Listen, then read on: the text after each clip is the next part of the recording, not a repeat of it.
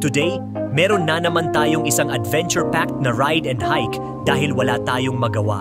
Puro na lang tayo kain at tulog, kaya mamundok naman tayo para medyo matunaw ang taba.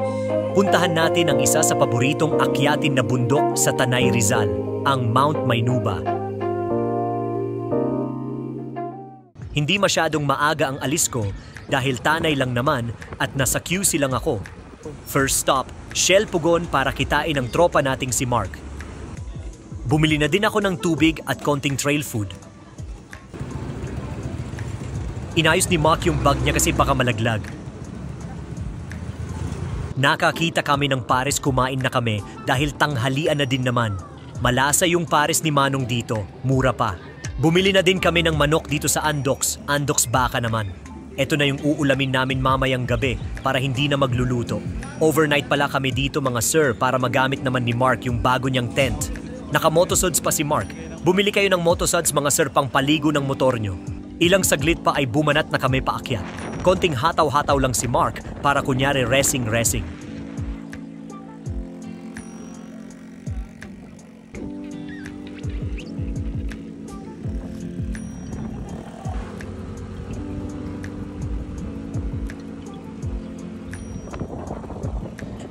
Nakarating na kami ng Big C. Si Mark humahataw ng konti, feel mga kurba parang kamote, pero chill lang yan talaga, gusto lang niya mapitikan dito sa Manukan. Pag-akyat ng Manukan, makakarating na tayo sa pasukan ng Barangay San Andres. Masarap mag-ride talaga dito sa Marilake, malamig ang hangin, nakakalamig ng mainit na ulo. Punta lang kayo dito pag inaaway kayo ng mga asawa nyo. Sigurado pag uwi nyo nasa labas na mga gamit nyo. Pagtapos ng banayad na kalsada, meron din namang pa-rough road si Mayor para may konting thrill. May nakikita na kong mga ilog. Malapit na tayo sa pupuntahan natin. Eto at nasa tourism office na tayo ng Barangay Kayabu. Eto ang kanilang tourism booth kung saan tayo magbabayad ng registration fee. Meron din silang iba't ibang package depende. Dito naman tayo magpa-park. Sa tapat lang ito ng tourism office. 30 pesos overnight na. Dito ka na din maliligo ang mag-freshen up after ng hike. Maayos ang mga CR dito at maayos din ang parking lot. Bumili na muna din kami ng mahiwagang trail food.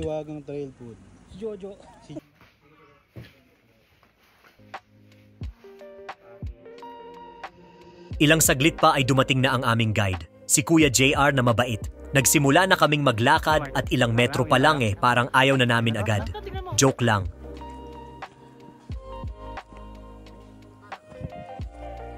Paglagpas ng mga kabahayan ay may nadaanan kaming taniman ng kalamansi. Dito ay nagpahinga muna kami ng medyo matagal dahil may hinabol si Mark. Yung hininga niya, hindi niya alam bakit ang bilis mawala. Ang ganda ng trail dito. Etong mga puno sa gilid ay sadya daw tinanim para magsilbing bakod ng trail. Inabot na nga kami ng ulan. Sana huwag lumakas para hindi mahirap umakyat. Hindi namin alam na pader pala tong aakyatin namin. Sana natulog na lang kami sa bahay. Pader. Buti may mga ginawa silang upuan dito para makapagpahinga at makainom ng tubig. Iniisip din namin kung tama ba tong ginawa namin. Sabi ni Mark masarap daw ulam nila ngayon. Umakyat na ulit kami dahil konti na lang gusto ng bumaba ni Mark. At ayan na nga, tinawag na naman siya ng mga damo para umupo. Pero ilang hakbang lang nakarating na kami sa Camp 1. May pahingahan din dito pero hindi dito. Pwede magtayo ng tent. Lalakad pa tayo ng konti kung saan meron silang inayos na space para sa mga tent dahil daanan daw itong Camp 1. Dito guys. Dito na kami magka-camp. Dito sa Maymuhon kami magka-camp. 2 bundok ang nandito, Barangay Maynuba. At ito ang isa, ang Mount Kayabu. Pahinga muna ng konti at enjoyin natin ang magandang view dito sa taas. Mula sa campsite ay maglakad tayo ng konti para puntahan ang sinasabi nilang view deck.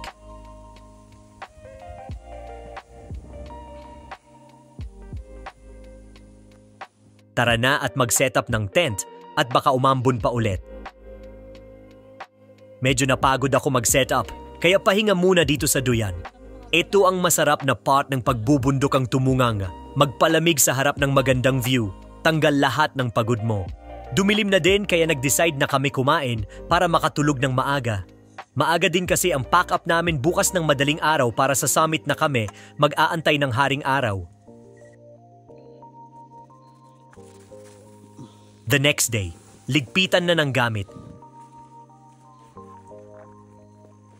Ayan, madilim pa pero kami ay maglalakad na ulit. Malamig at medyo malakas ang hangin. Pero hindi masyadong maginaw dahil naglalakad na kami. Ganado si Mark mag-hike, mukhang hindi na mapapagod hanggang pababa.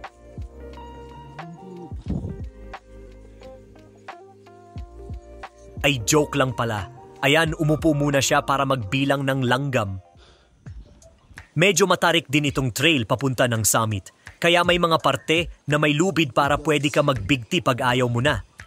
Ayan, mabilis lang papunta ng summit. Etong Camp 2 ay ang summit din. Madilim pa nung nakarating kami.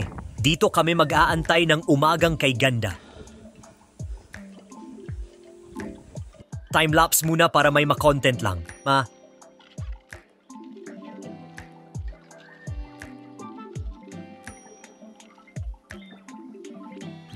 So guys, dito kami galing sa baba.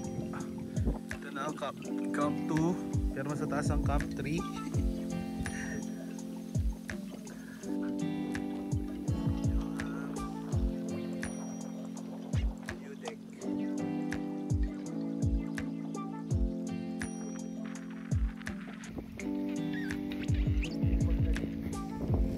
Nung satisfied na kami ay sinimulan na namin ang pababa. Dito sa likod ng bundok ang daan. Magaganda din ang view dito. Tignan nyo naman.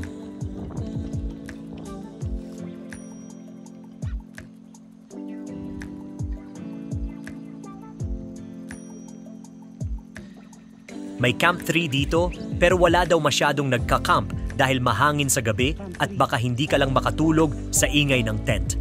Masarap ang tama ng morning sun sa balat. Tamang medium rare lang.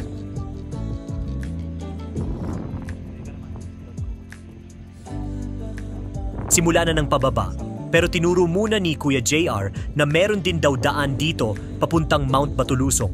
Ayan, puro pababa na ang daan.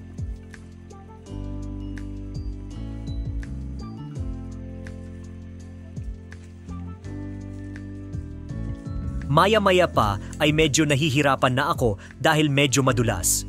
Naiwan ko ang aking trekking pole kaya nagpakuha ako kay Kuya JR ng pangontradulas.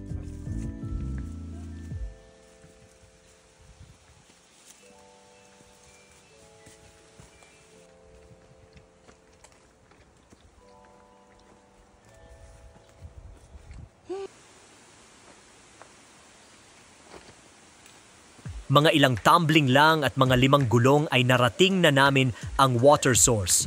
May falls din dito. Dito na din kami maghahanda ng aming breakfast. Medyo may shade dito, hindi katulad sa taas dahil maraming puno sa paligid.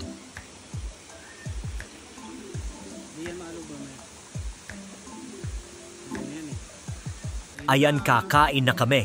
Rice is life at meron kaming corned beef wagyu. Ligo ang brand at mainit na kapeng Becky. Wala pa siya nung may yelo pa siya para sa liempo.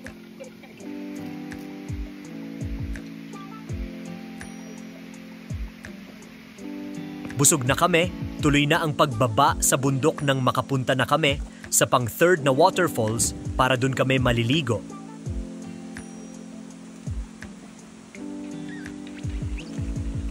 Kailangan lang mag-ingat at baka madulas sa mga bato.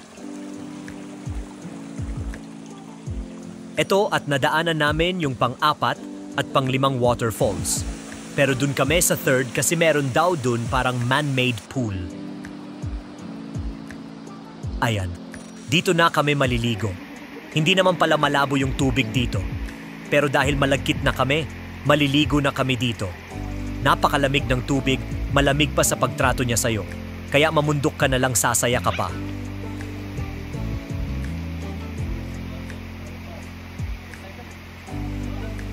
After namin mag-swimming sa Cold Milo, sinimulan na namin bumaba ulit. May nadaanan na naman kaming falls, nakalimutan ko na kung pang ilan. Basta marami sila dito.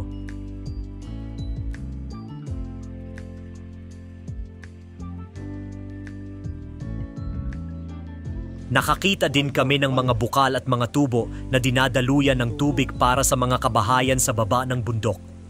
Ang saya, free water. Wala silang bill monthly. May nadaan din kaming malaking bahay. May nag-shoot daw dyan na Viva Max. Hindi ko na tinanong si kuya kung sino kasi alam ko naman. Joke lang, search ko na lang. Ilang 5 minutes pa, malapit na namin marating ang community ng Barangay Mainabu. Meron din resort dito sa baba ng bundok kung saan dumadaloy yung mga tubig sa taas. Nakakapasok na ang kotse dito.